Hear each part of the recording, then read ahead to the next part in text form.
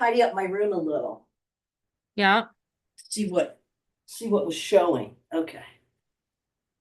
Setting up their meeting for YouTube Live, redirecting you to YouTube. This content is being, all Tidy right. up my Yeah. see what was showing. Okay. Oh, now I can. Setting up their meet. Okay, so it is, I believe it is going now. Okay. All right. Let's cross our fingers. Apparently, I'm watching it now. We'll see. Okay. Well, let me turn my self view off so I don't have gets. I think before it finally posts, I think I can edit it. It'll give me a chance to edit this beginning part off. Oh, okay. Oh, hopefully. Guess we'll Well, see. what are you going to say at the beginning of your fireside chats? I want to hear your little. Well, here we go. Are you ready? I'm It's ready. it's live streaming right now. I know. I'm ready. Here Let's we do it. go. Let's do All it. right. Welcome everyone to our Fireside Chats for Future Ready Instructional Leadership. I'm your host, Dr. Donna, and I'm thrilled to have you here to meet another visionary educator, Dr. Louise Debreczeny. This show is about more than just conversations. It's about collaboration, innovation, and reimagining what leadership in education can look like as we prepare for a world that doesn't yet exist. In each episode, I will introduce you to more thought leaders, principals, superintendents, edupreneurs, and more to engage in authentic dialogue about the challenges we are facing, the opportunities we have ahead, and the bold ideas that will be shaping the future of learning. So think of this as your fireside, a space where sparks of inspiration ignite, ideas flow freely, and connections grow stronger. Together, we'll explore ways to ensure that every student thrives in an ever changing world.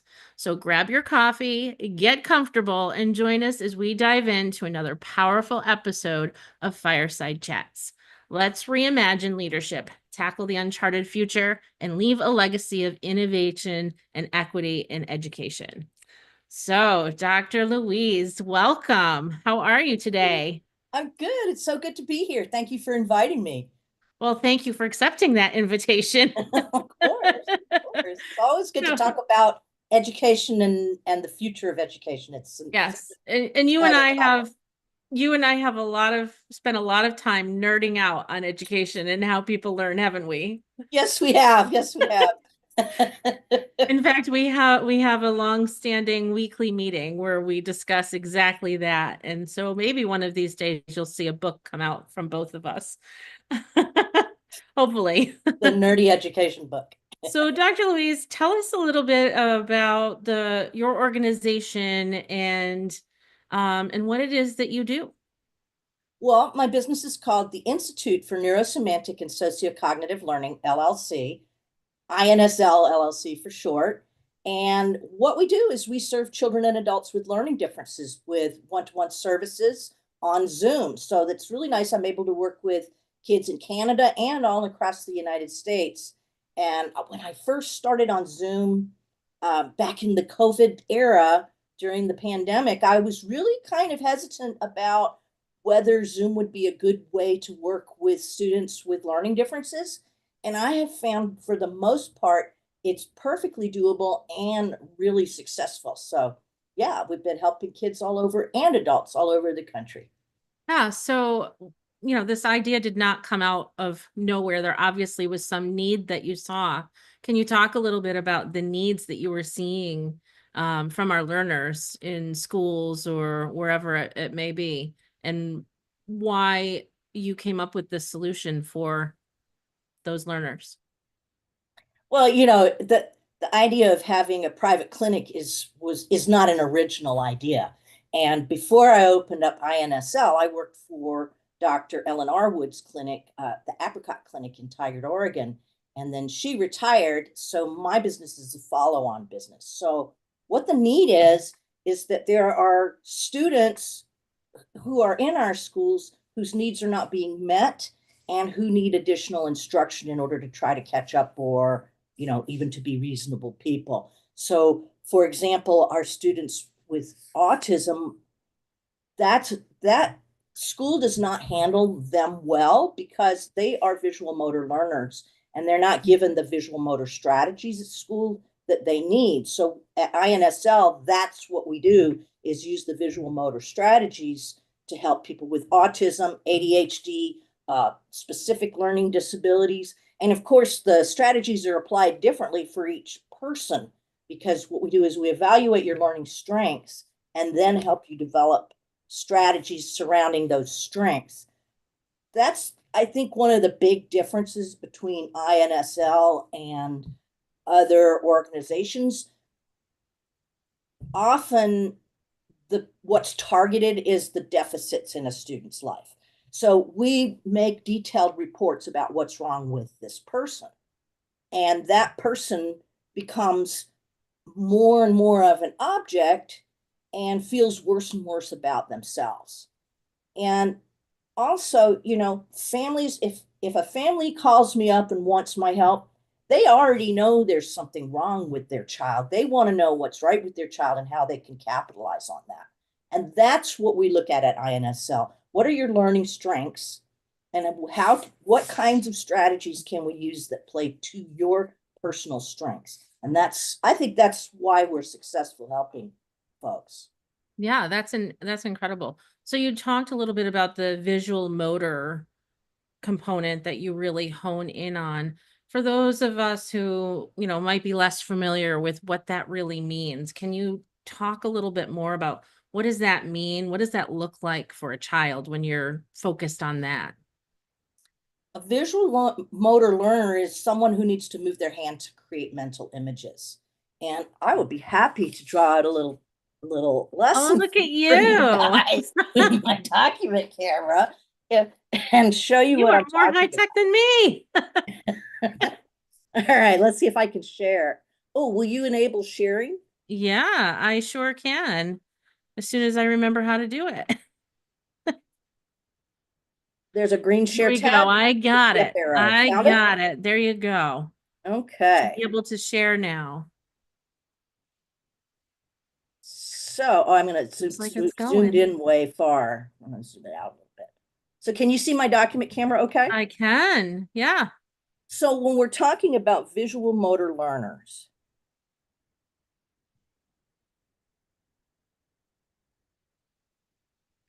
what we're actually talking about is how incoming data is processed for these people. So when someone is learning, let's draw a learner. And our learner is sitting in the classroom with her pencil. Give her. And she is looking at the teacher.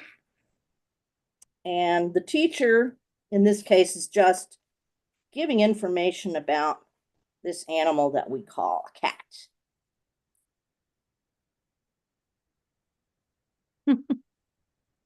So the teacher draws a cat and writes cat and then says cat. And so this person, the learner, only has so many ways they can take in information. We can smell. Well, we don't really want to smell the teacher. We can taste. And I've had plenty of special ed students who do things like lick the teacher and lick the desk, but that's not the best way to learn either. We have other senses. We have our eyes, so we can see ideas that the teacher draws. We have ears, so we can hear ideas that the teacher says. And for the typically developing student, they're good to go. They make a mental picture. Oh, yeah, that's a cat.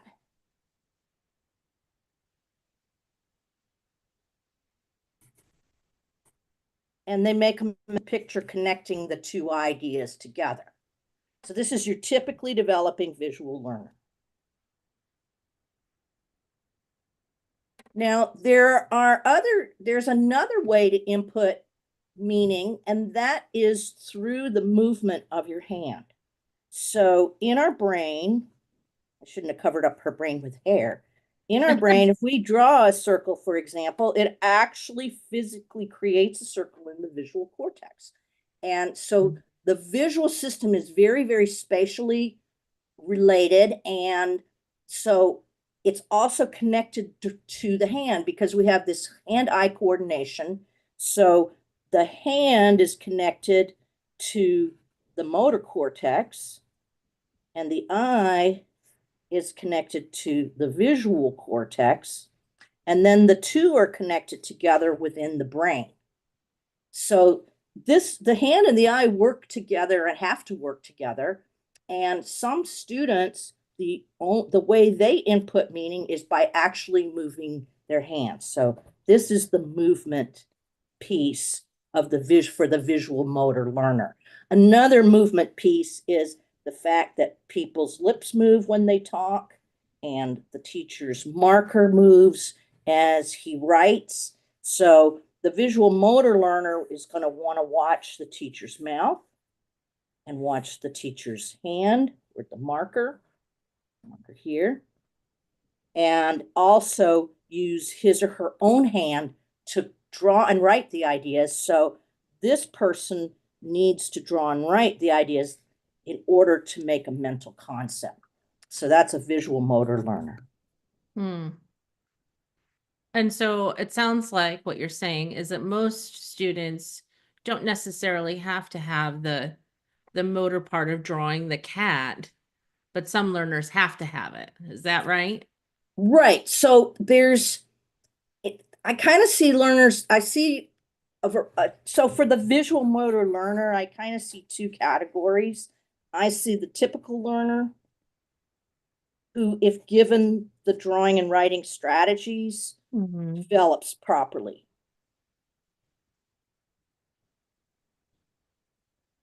And then I see the SPED learners, and these are your kids with autism, Down syndrome, ADHD, specific learning disabilities.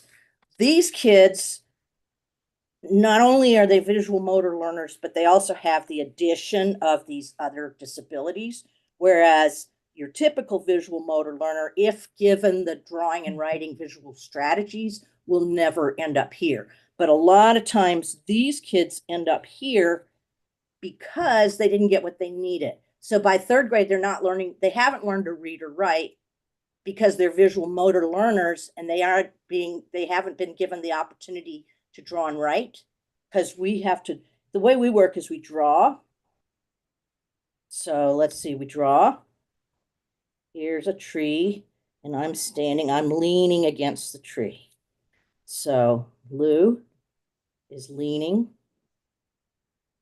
against the tree.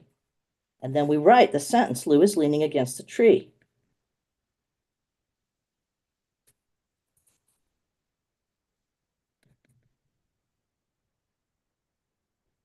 So we draw, we write, and then we read it back. So now I've got my paper, and I'm going to read back what I just wrote. So that's the processing of draw, write, read. And that's how we do it at INSL, because for our visual motor learners, they need to draw the ideas and write the ideas to get that movement input, and then they can read it back. And here's the thing. At school, first we learn to read, which is decoding, and it's fraught with all kinds of distress for visual motor learners because they can't decode by sounding it out. It just doesn't work for them. And so they fall behind. So those are the kids that I feel like, those are the kids that I have a really strong love for, because when they come to me at INSL, I can take them in 1 or 2 years, get them completely up to grade level where they don't need me ever again. And so those kids are really fun to work with. But then I also love working with my students with autism and Down syndrome and other disabilities. They're longer term students, because if you have autism, that's not something I can change for you. what I can do is work within your learning system so that you can learn how to be a pro-social person. So we Mhm. draw, write, read, because if you can write it, then you can read it. Yeah. And I noticed your drawings, you don't have to be um, a Picasso or a formally trained artist to be able to draw simple images for kids. Is that right? Yes. And it's so funny. Grown-ups are so scared to draw, Dr. Donna. They're just so Mm, scared to draw. And that's one of the things, like when I go and do a professional development for special ed teachers or other teachers, they love the idea, but they're scared to death to draw. And so we have to somehow get over that. But yeah. Yeah, we sometimes get very self-conscious of ourselves with no need, because if the kids can understand what you're drawing, they're going to make meaning, correct? yes, and if they need something in your drawing, like for example, I forgot to put hair on the teacher in the drawing that I just made for our viewers. And um, that might have bothered some of you and it might not have bothered others of you. Now, if a child notices that there's no hair and there ought to be hair, they'll tell me, you forgot the hair, and so I add the hair.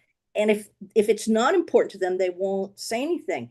But yeah, it's really funny if I forget one of the arms, the kids will say, oh, Dr. Lou, you forgot the arm, and I'll draw it in. So yeah, if they don't understand it or if they need something more, they always tell me.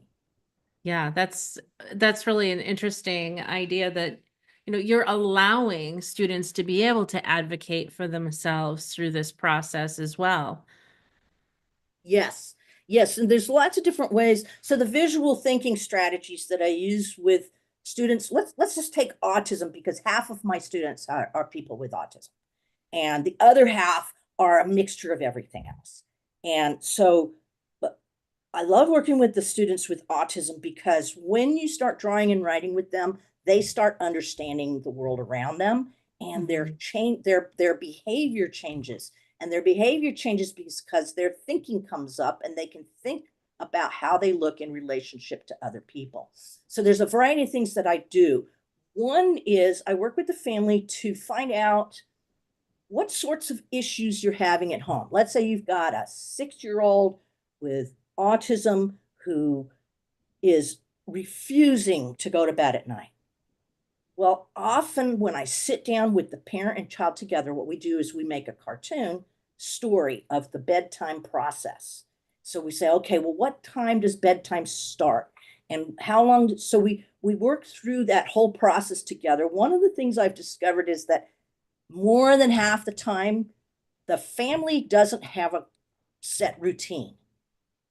And without a set routine, a person with autism feels terribly unsafe because they don't know what's going to happen. And it's a safety issue. When I don't know where I am or what's going on or what I'm supposed to do next, then I'm constantly anxious because of that. So when we work through this whole bedtime routine cartoon, it's it's an opportunity for the parent and child to work together to collaborate on the process because there's choices like, do I put on my pajamas before or after I brush my teeth? And those are kind of minor choices, but you give the child those choices. And then by when they know what to do, the bedtime routine smooths right out. And you can hang the cartoon up, let's say in your bathroom or where you change into your pajamas, you hang up the cartoon so that if you don't remember the exact routine, you just go to it and see what needs to be done. It's Um, Go ahead. You had a Yeah, question. no, it sounds like you work not just with, the students, but you can work with families, and I imagine working with teachers as well. Oh, So yes. so there's lots of ways that you can work with people to help support students. Um, how do people get in touch with you to be able to work with you? Well, you can call me on my phone, 360-910-6752, or you can email me at louise@instituteNSL.com, or you could go to my website and click on go to the contact page and send me a message that way. Or you can Yes. find me on Facebook or LinkedIn. So, Great. So I think, if educators are tuned in and they're listening to this, I would encourage them to share this information with families who might be needing some support, to share it with your administration, to share it with teachers. What are some things that teachers can do in their classroom to help provide supports for students who really need that visual connection? Well, the first thing I always suggest to teachers is to make comic strips of their procedures. Mhm. The kids with visual motor learning systems don't hear oral directions very well because if they understand the oral direction, then they can process it and use it. But if they don't understand it, it's just like, and one of the things that we forget about English is that it's a low context, time based language. And Right. our thinkers are high context, visual thinkers in school these days. Like 95% of students are visual thinkers. And so when you say something like, okay, class, get ready for lunch, that seems perfectly obvious to us as adults, but what does that actually mean? It means that you have to put away what you're currently doing in a place where you can access it again later when it's next time to use that thing. Then you have to do whatever processes happen in the classroom for actually physically getting to the cafeteria. And different teachers have different ways of doing this. Some teachers want to line up inside the classroom and then everybody walks to the lunchroom. So other teachers have a different system. So for our children with the visual motor learning systems, they're just like confused by oral directions, and particularly by oral directions that don't give all the details. So instead of get ready for lunch, it's put your math book in your desk and go to your cubby and get your lunch if you brought your home lunch from home, or line up at the door if you didn't. And then you're going to have there's going to be some kids that's not quite enough. So what Mhm. happens is if you draw out your procedure, and most of the kids get it, but there are one or two who don't, then you have to look at what did they do, because that's where they're missing information. One of the things we do to our special ed kids is we talk real slow and we take all the words out. So it's sit, walk. And the kids are like, I am not a dog. And furthermore, why am I sitting and why am I walking? And when I sit, what am I supposed to do while I am there? And when I walk, where am I supposed to go? So you have to be really, really, you have to change your language. Dr. Arwood calls this oral cartooning. It's when you make Mhm. your language visual. So you actually talk through the steps that you want the person to do instead of using that low context phrase that we would normally use. Now, once all the students know how to get ready for lunch, then you can say, get ready for lunch. But until they all know what to do, you have to say, put your book in the blah, blah, blah, blah, blah, blah, blah, blah, blah, right? And give that string of activities so that they can see themselves doing it and know what to do. Oh, absolutely. So, we've talked a lot about students with autism, special ed students, these students with different abilities, but it seems also to me that using strategies like this, and the reason I'm bringing this up is whenever I suggest something to some teachers, the response that I get back was, if I have to do this for one, I have to do that for all. Can you address that a little bit? In two ways. One is, how do using strategies like this benefit all students? And also around that equity piece of, some students may need it and other students don't, and why it still is so important to use strategies like this for those that do need it. We have a few students that are auditory learners, and auditory learners don't need you to draw for them. They can listen and see simultaneously and put it all together. We Mhm. have very few of those learners anymore. And it's because of our changing culture. Our brains are formed by our environments, and we have very visual environments now. We don't sit around the fire telling stories in the same way we did for millennia. Now we have television and visual things. So we have all these people who are visual learners.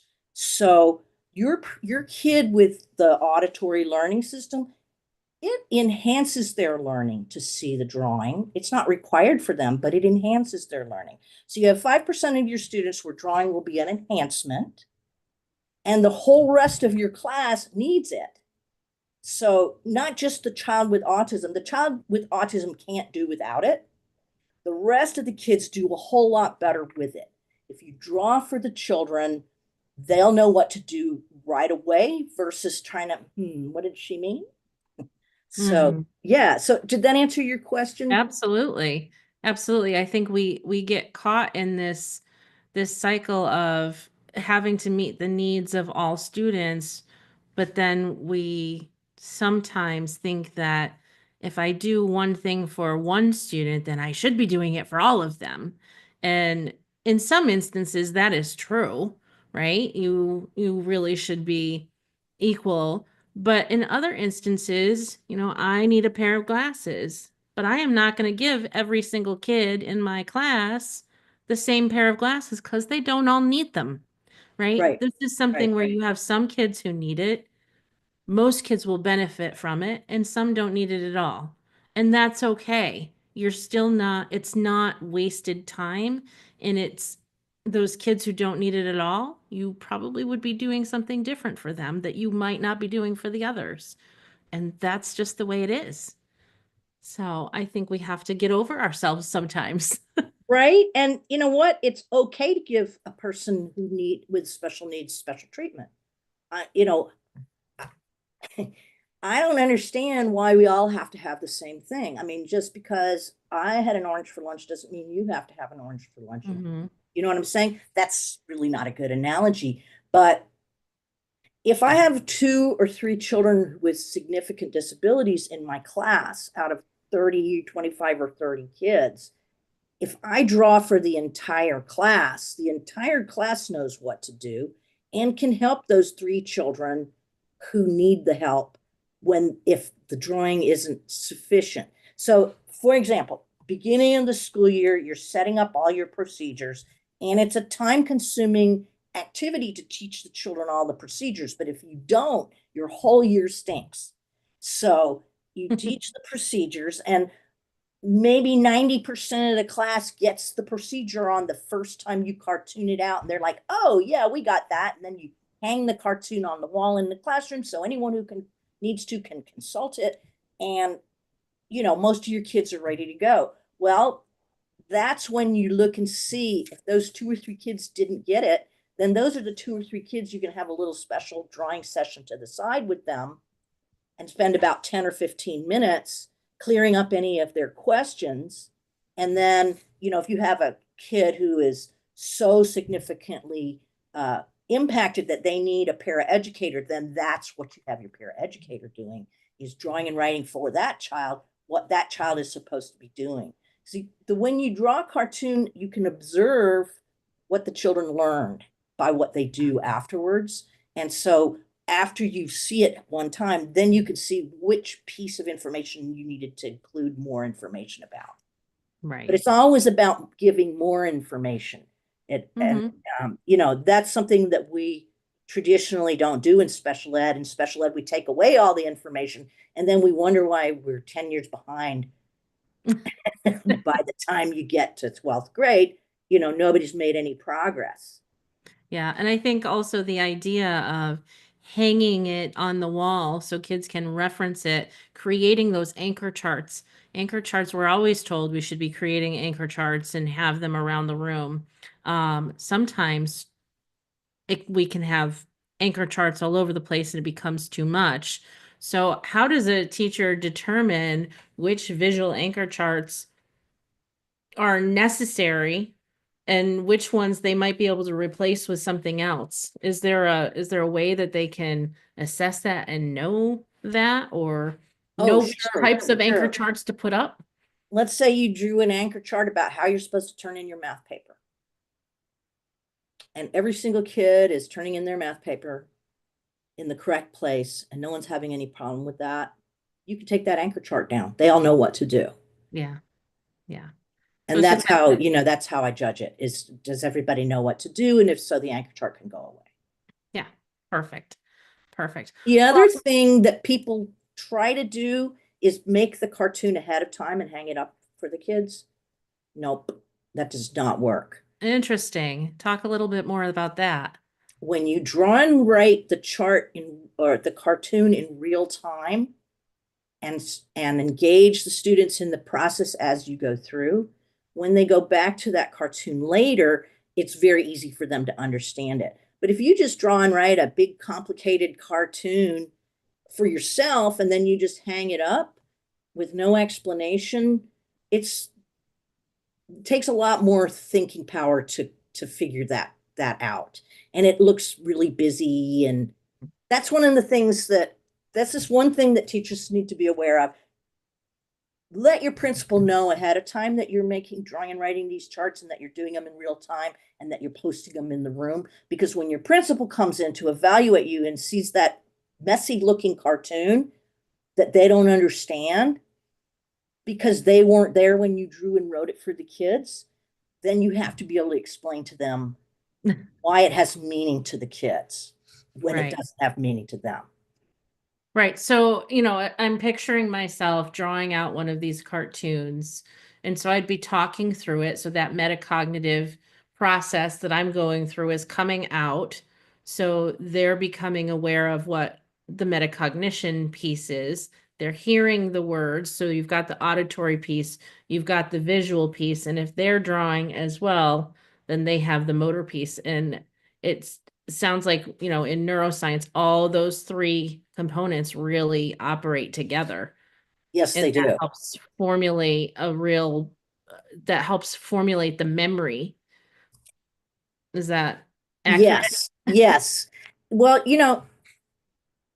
learning is interesting because as we all know, we can go into a class or something and we can understand what the person is telling us, but maybe we don't remember it later.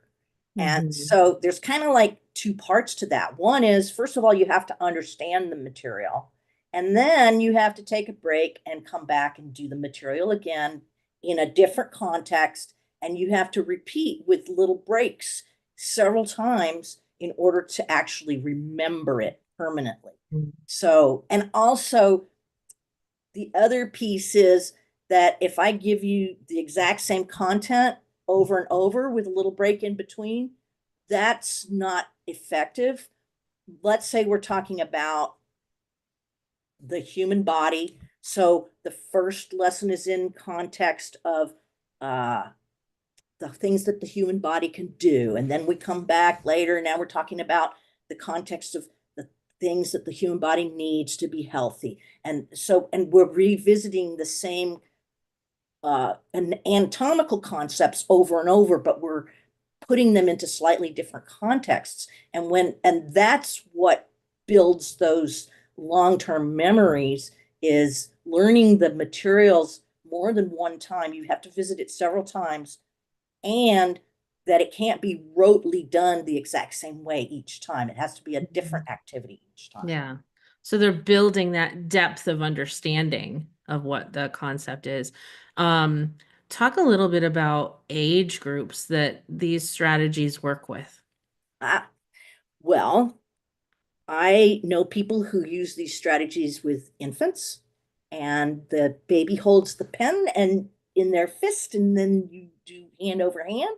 And I know a woman who had twins who were born very prematurely, and she was told that they would not ever be normal kids.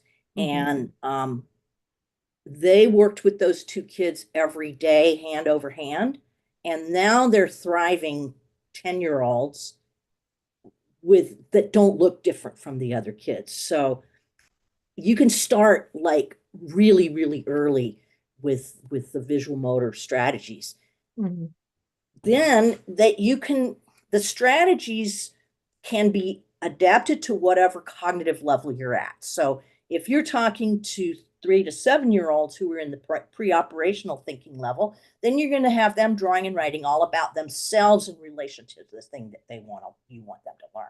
When you get into the 8 to 11-year-olds, now when we're at the concrete thinking level, we can start drawing and writing about how other people interact with these ideas. It's not just about ourselves. Now we can talk about other people. And then when we get up into the teen years, when we're supposed to be formal thinkers, that's when we can start addressing some of the bigger ideas like liberty and justice and government. And through all of that, there are drawing techniques. It's basically drawing stick figure ideas all the way up through. I worked for my dissertation. I drew out the visual system as I read articles about it for myself so that I could understand what I was reading, because neuroscience was not my field at all. I had no idea. And it was just extremely interesting. And also, I literally had my brain was on fire. There was so much new, but I had to draw it out. And that's at the doctoral level. So what I'm saying is that the drawing strategies can be used throughout your life to help you with learning. Yeah. So for the audience members listening here, again, I think contacting Dr. Louise to be working with any age, whether you have young children who are just learning to read and write and just entering school, or whether you have a child or an adult who you find, oh, maybe we missed something along the way and this could be it. Dr. Louise would be a great person to have a conversation with about that, and really to be able to help devise a plan where she could support you in, or your child in that.